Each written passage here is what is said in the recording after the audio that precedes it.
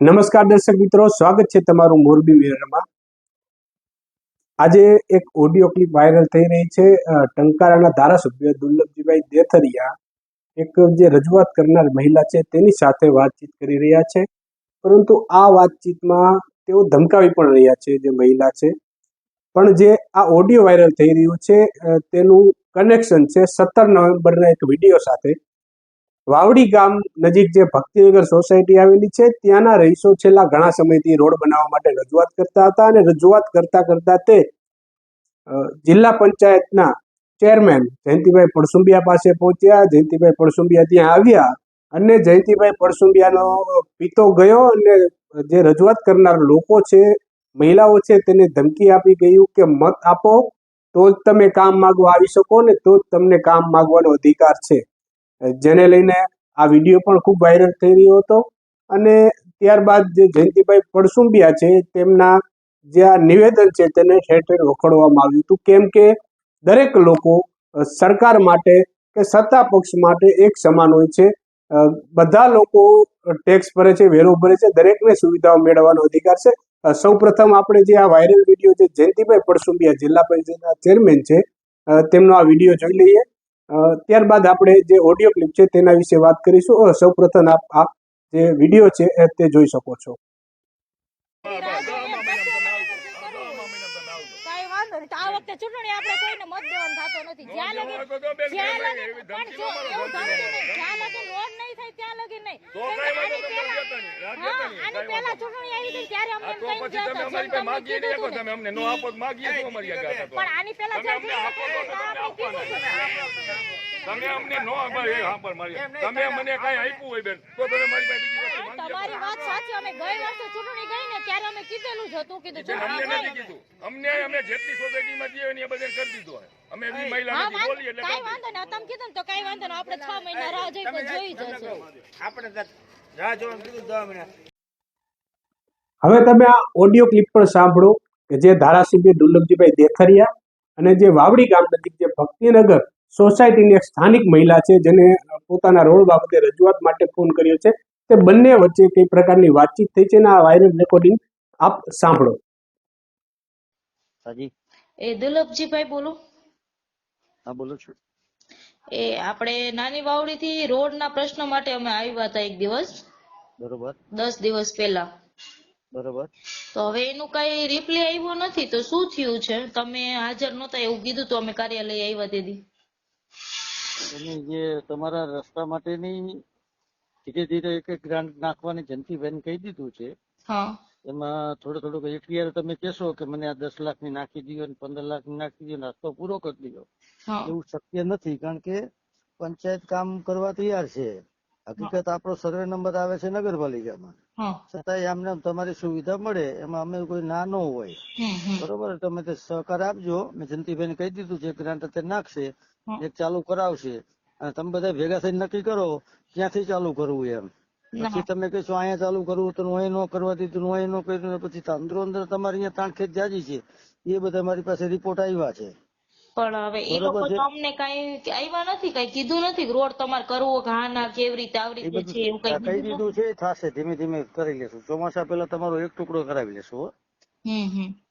બરોબર, કઈ વાંધો નહીં, એટલે હજુ તો ફાઇનલ ગ્રાન્ટ આતે પાસ કરવા મૂકી ના નથી ના એવું છે? એમાં તો પ્રોસેસ કરતા થોડોક ટાઈમ લાગે ને। અમારો ગ્રાન્ટ લખાય પછી એની પ્લાન્ટ એસ્ટિમેટ બને, મંજૂરી આવે અને વર્ક ઓર્ડર દઈએ પછી થાય કામ, સમજ્યા? એટલે કમસે કમ તમારે મહિનો 2 મહિના ગણવાના છે। કઈ વાંધો નહીં, સારું બરોબર, હાલો તો। ચોમાસા પહેલા તમે રોડ એક ટુકડો કરાવશો અત્યારે, કારણ કે તમારી લંબાઈ જાજી છે। હા, બરોબર, એટલે પાછળ જે રહી ગયા છે એને ધીમે ધીમે 2 ટુકડે 3 ટુકડે કરીને પૂરું કરી દઈશું આપણે। એમ તો 2 ટુકડા તો શેરીના થઈ જ ગયા કેવાય ને, કેમ કે અમારી આખી મેઇન બે દોઢ આમાં છે 2 શેરી થઈ છે। ગયા છે, તમારો વિસ્તાર બાકી છે એમાં 2 કરવા પડે એમ છે એમ। તમારો જે વિસ્તાર રહ્યો ને, તમે જે માંગણી લઈને આવ્યા હતા હા, એ જ વિસ્તારની વાત કરું છું। હમ। બાકી તમને બીજું એ કહી દઉં કે મીડિયા થી કઈ નથી થવાનું। મીડિયા તમે પત્રકારોને બોલાવો, મીડિયા વાળાને બોલાવો, કામ તો અમારે જ કરવાનું છે।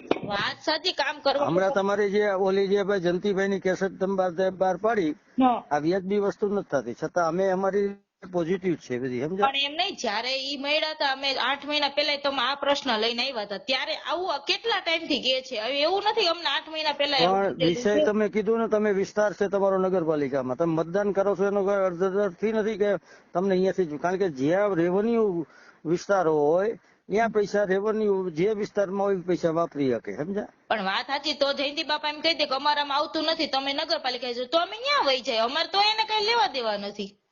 પણ આ તો ઈ પણ હવે એમ કહે છે. હવે તો તમે આવી ગયા બધા, તમે ને વાવડી આખું ગામ અને નગરપાલિકા વિસ્તાર કોર્પોરેશનમાં આવી ગયું છે. હા તો હવે તો કઈ તમારો કોઈ ભેદભાવ નથી રહ્યો.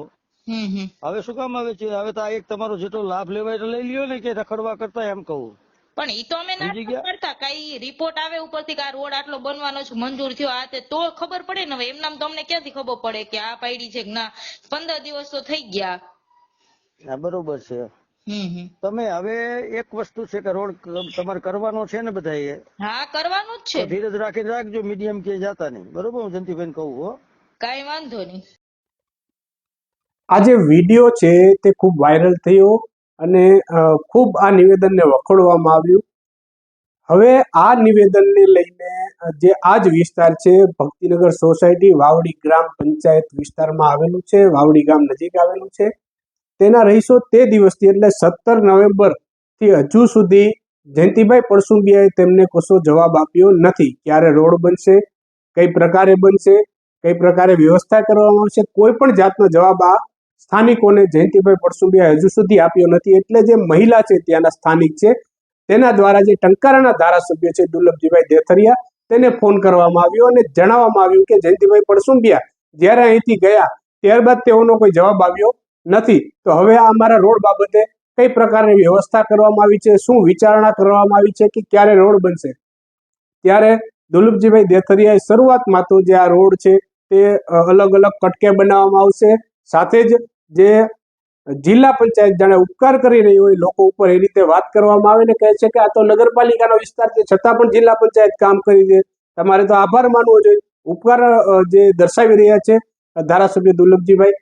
ત્યારબાદ ધીરે ધીરે વાત આગળ વધે છે અને ત્યારે એક વાત ધારાસભ્ય દુર્લભજીભાઈ દેથરિયા દ્વારા એવી પણ કહેવામાં આવે છે કે જે રીતે જયંતિભાઈ પડસુંબિયાની તમે કેસેટ વગાડી હતી, તે કેસેટ હવે એવી કેસેટો વગાડતા નહીં, હવે મીડિયામાં જતા નહીં.